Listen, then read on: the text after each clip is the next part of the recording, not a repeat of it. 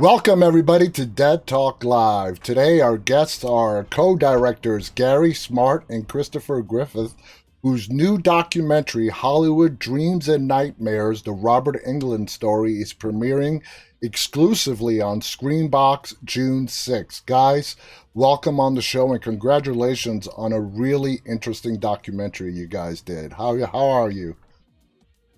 Yeah, just good. It's kind of really nice to be able to talk about it now to people who have watched it. It's like we've been, over the last couple of years trying to work on this, and now people are actually seeing it. It's just an amazing kind of experience now for us. Well, Gary, how long did this take to put together?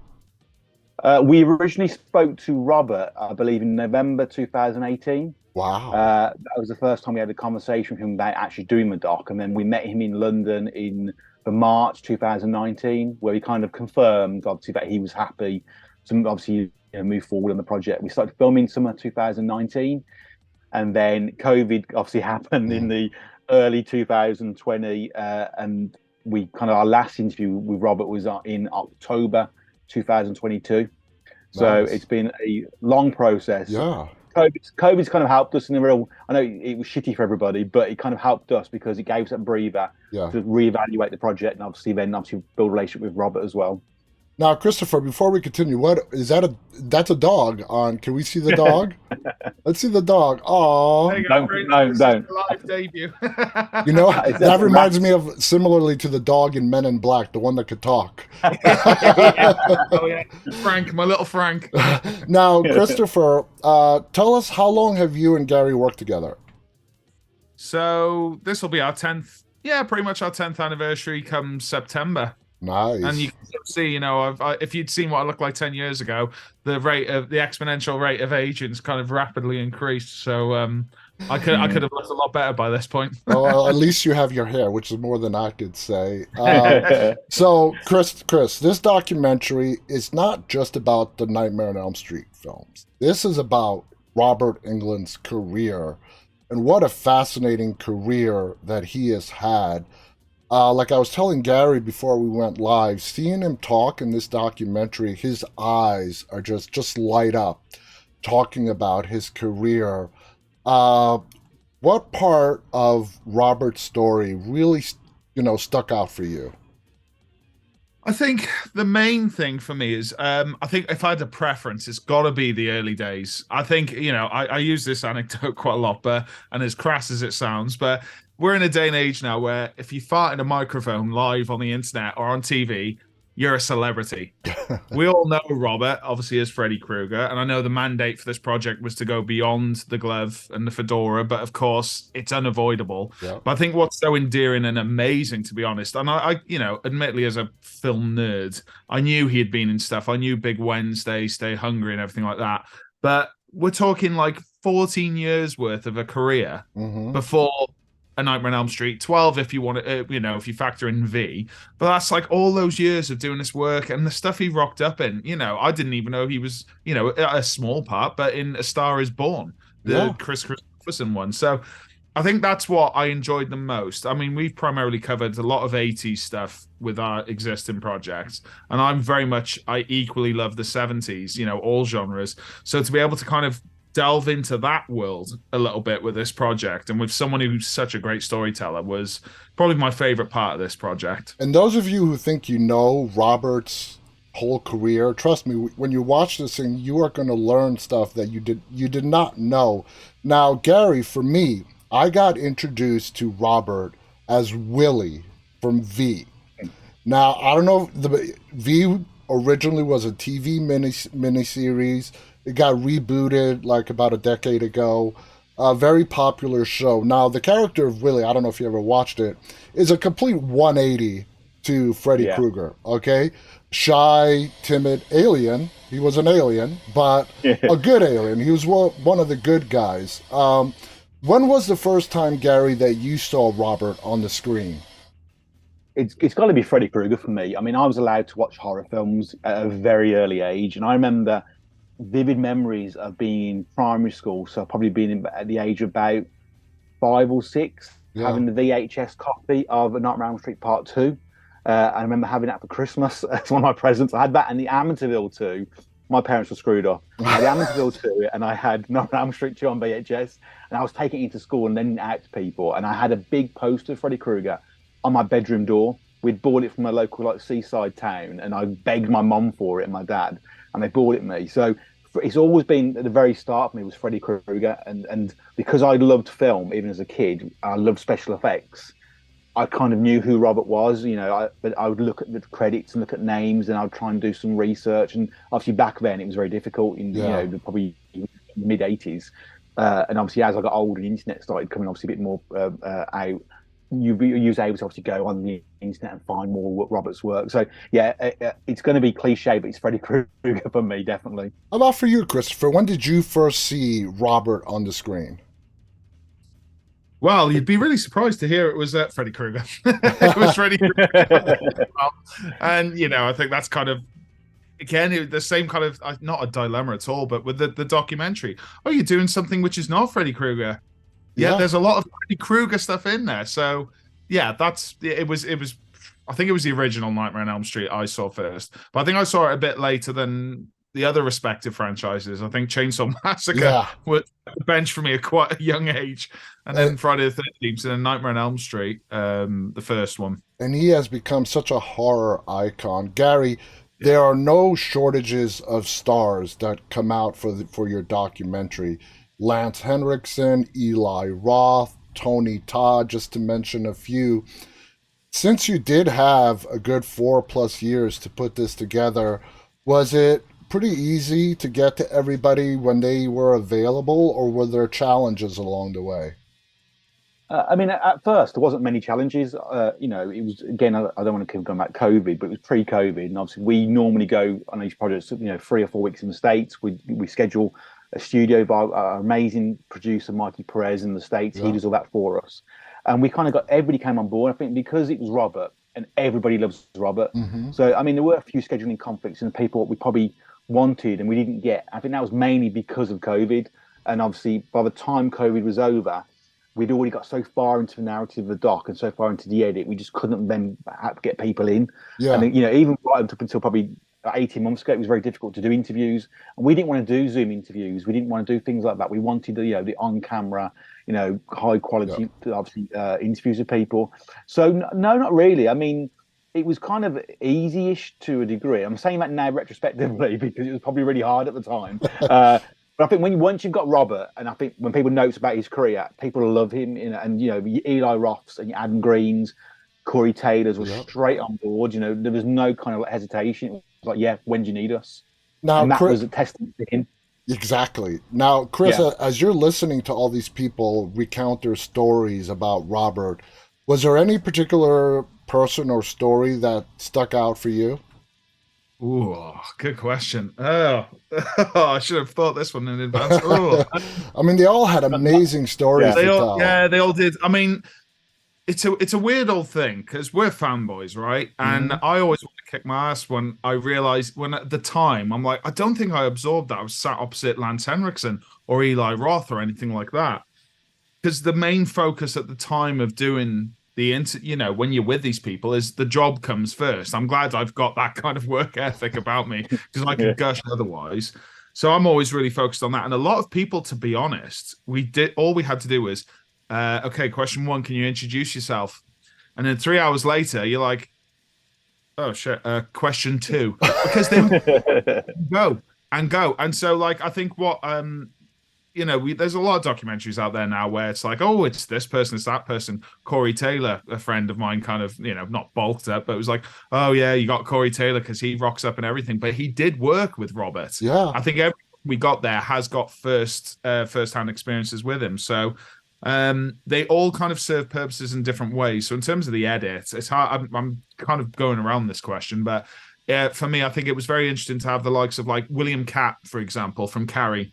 The fact that they had sort of they'd had their time in the theater together, and then, the sort of the Star Wars audition process period, which seemed to be like everyone of that era coming together, and then ultimately to the big Wednesday. So I think what I found interesting was kind of plucking out these people to say, oh, you represent Robert's early life. you represent that peak period of the 80s, and you guys represent then the new generation of, people he's worked with. That's the interesting thing. It's those he learned from, those who are his colleagues who he still learned from, and then there's those who he eventually kind of would end up mentoring. And they all pretty much had the same thing to say, just how generous a person he was. Now, you are, Chris, one of the editors of this documentary. That's correct, right?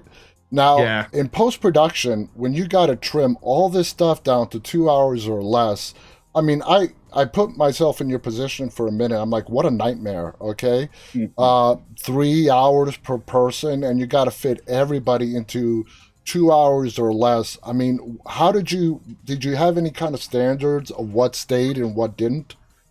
Well, historically, we've had put it this way, to the average, film goer, film viewer, whatever, we sometimes get flack for it's too long.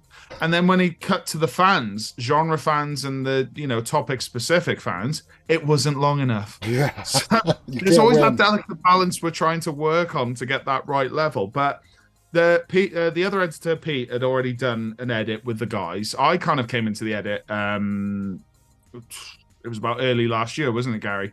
Yeah. And we basically, there was the original edit, and then there was our edit that Gary and I were working on in this very room till about 4 o'clock in the morning, beating each other up. It still smells of him in here right now, actually.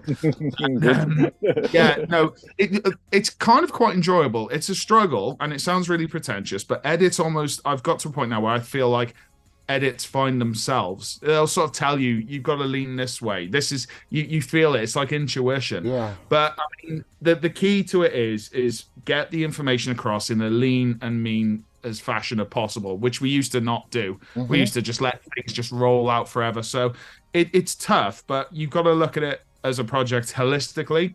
And I think the biggest thing now is having such easy tech available or readily available of transcribes. So you get these documents, and then you've got to pick your topics, and then you kind of filter out and you go, okay, Eli's talked about that. Mick Garris has talked about that. Who says it best? Which one works well with the other? So it's laborious, but I dare say it's quite fun. And yeah, things do go to the wayside, but much like our previous documentary, Pennywise, we don't scrimp on the bonus features, or we don't just have excess cuts. So we've actually got independent pieces. For example, Nightmare Cafe, the series he did in the early 90s. Yeah. We got, was it Gary Jack Coleman from that. But unfortunately, the story didn't quite fit into the overall narrative. However, we've now designed a 6-minute piece that will be one of the bonus features on the Blu-ray.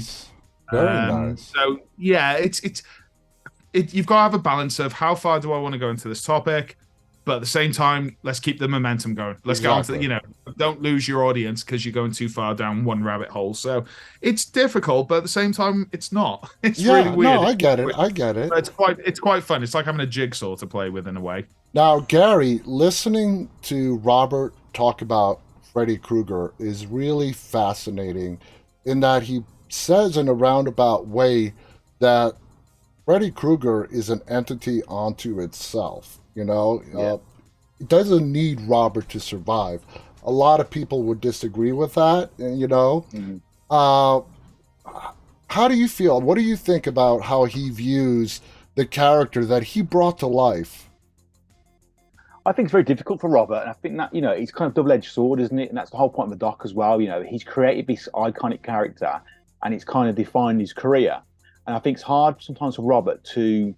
He hasn't got an ego. Robert hasn't, so he doesn't like be talking too much. It's really weird about himself and about his legacy. Yeah, he kind of shy. It's really hard to get it out of him. I mean, the original title of the documentary was called Icon, and Robert asked for it to be changed because he didn't feel he was an icon. And he's thinking, how can you not feel you're an icon? You are the last great horror icon with Christopher Lee, Peter Cushing, Lugosi. So I think with Robert, it's kind of he has embraced the character, but like you've just said, I genuinely believe that there is no Freddy Krueger without Robert. Mm-hmm. And I think Eli Roth says in the documentary, he says, everybody loves Freddy Krueger, but actually everybody loves Robert Englund. That's the key thing there, that the reason why that character has been so successful, and when we tried to remake it, it didn't quite work, was because Robert is, obviously he's not Freddy in regards to the entity, but he every pore of obviously Freddy Krueger, Robert comes out of it, and I Exactly. think that's the comedic timing. When you see Robert in real life, and obviously I hope it comes across in the documentary, he's got that quirkiness that Freddy's got. He's got the the cheekiness and the twinkle in his eye. Yeah. So I think it's very difficult. I think Freddy is an entity. He's his own kind of like iconic pop status is here. Yeah. But Robert is the puppet master, really. It's not the other way around. And sometimes people think it's Freddy that defines Robert. It's Robert that defines Freddy for me. And just how humble he is, and to listen to him is amazing.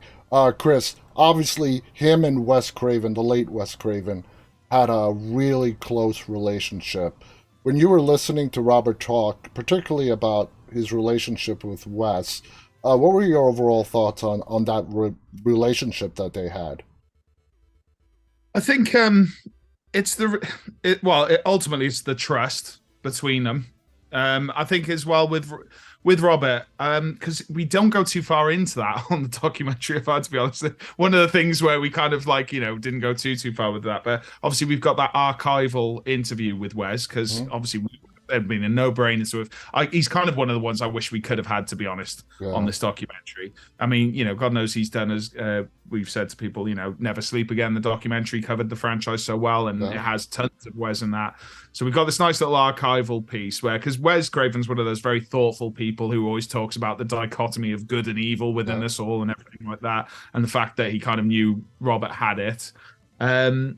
I'll sort of speak again in a roundabout way that I think the main thing from Robert is he always pays attention, and he always absorbs and gets things from different directors, if that makes sense. It does. We've got this little anecdote of obviously his perception of what he thought Wes was going to be like David Lynch or Tim Burton or some goth guy, and then there he is in his pinwheel corduroys and dad puns and God knows what. But I'd say ultimately, Robert's one of those people who, no matter if you're his senior or his junior, will always respect what you've got to say and do. So, yeah. Now, Gary, Robert seems very content that when his career is done with and people look back, that the character of Freddy is what he is going to be known for.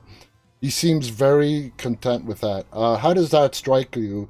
Because here you have this amazing actor who has done such amazing work outside of the Nightmare on Elm Street films. Yeah. But he's resigned himself to, hey, people are going to remember me for this one character. What are your thoughts on that? Yeah. I think it's the blessing and curse, really. The blessing of having a character like Freddy Krueger, to shape your career and have you up there, obviously, always remembered on people's walls. And you're wearing a T-shirt now with Robert Englund on and Freddy Krueger, and that will live long after Robert, passes, and we all pass. Freddy Krueger will still be around, and Robert will be obviously so connected to it. And obviously, the curse of it is that does it restrict your career? And we know that there's actors out there. We won't mention names, and we've met horror actors who I think are quite bitter about playing certain characters, and we've experienced that personally, where on camera they're very kind of energetic and talking about the character. As soon as we switch the camera off, it's quite negative, really. And they're just doing it because they have to talk about that character for the fans. Yeah. Robert is completely different, and I think he definitely has embraced that. And I think it's really right that he has embraced it, because that's why he's there with, I keep saying, like the Christopher Lees and the Lugosis and the Peter Cushings. You look at their careers; their careers started to obviously dwindle in the late 70s with Hammer. It kind of disappearing, really, in that kind of style of horror, that kind of really elegant horror went in the late 70s, became very campy with the old Hammer films. And obviously then Christopher Lee went on to have a massive career, obviously, with Star Wars and Lord of the Rings, which was brilliant for him, that Renaissance. But Robert was coming in just at the end of that. And I think because Robert is a classically trained theatre actor, Robert obviously then elevates himself above the standard horror icon to become this kind of legend in the horror industry, really. So I think it's really important Robert has embraced it. And Robert says in the documentary a couple of times that there's times where he didn't really want to embrace that, and he thought, is this it? And then I love that line when he says about his headstone, he'll probably say, "Here lies Robert Freddy Krueger," and his obituary will say the same thing. But that's really important, I think, really, that he he's remembered, and that we all want to leave a legacy behind, don't we? Everybody, everything Yeah, we try and do, if that's with our families or work or obviously our professional careers. But Robert's done that with this character. So if he doesn't embrace it, that's a massive issue for the fans. it is. And when the fans meet him and they love him and he cares about the fans, that's part of that journey, really, part of that legacy. So I think he's embraced it, and I think he rightfully has embraced it.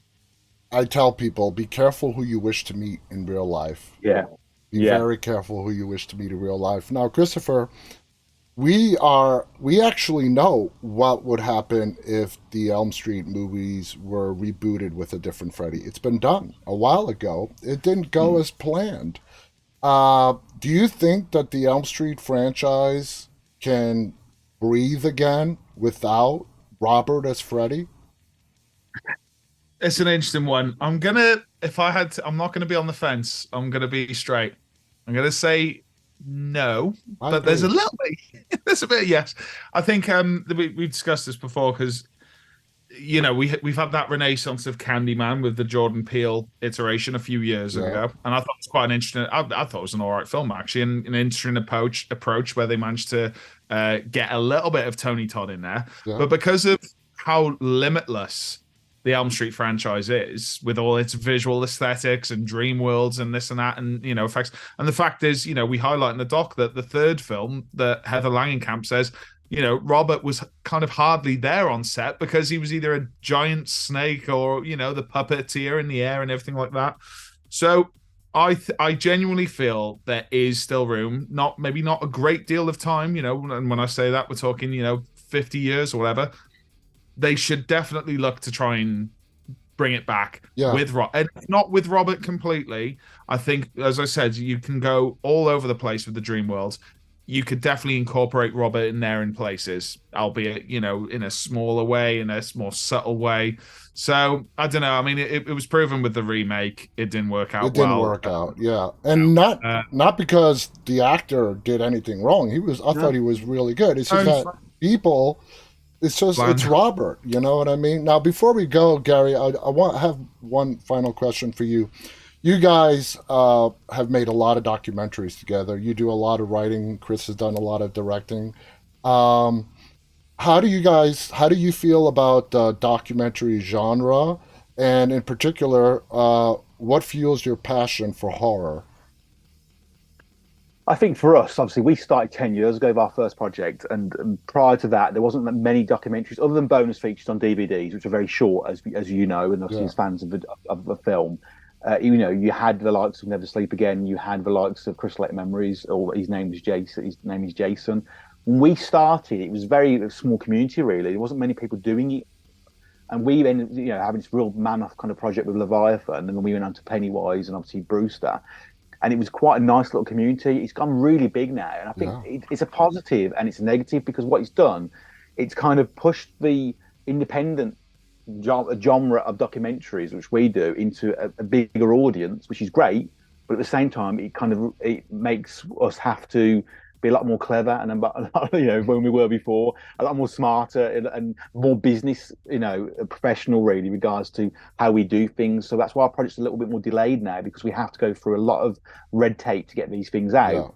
yeah, I love the documentary drama. I mean, I said to you before, the very start, I knew when I was a kid who Robert Englund was because I was doing research as a kid, and I love the fact that you can just put a documentary on and just get right behind the scenes. And I think even the likes of Netflix and their documentaries now on true crime, and I love true crime. And it's like you get your Dharma documentaries and your John Wayne Gacy's, and you get even as much as a Coca-Cola documentary. People love it. People are binging on it, and I think that's really helped us obviously because what we've been you know battering through for the last 10 years of trying to be filmmakers yeah. and documentarians, it's become a lot more legit now where people really want to see Oh that. yeah, Hence, obviously, how successful this has been already. And obviously, we're doing a 4-part series on Robodoc, which comes out later this year through Screenbox. And that's, we never ever dreamed that would be a 4-part series, never dreamed of it.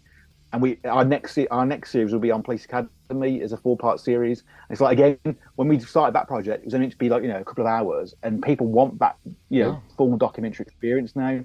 So I think the genre is brilliant. I think it's I think there's some it's very dangerous that anyone can do it. I think to a degree now, because you do kind of get overloaded sometimes with lots of projects coming out.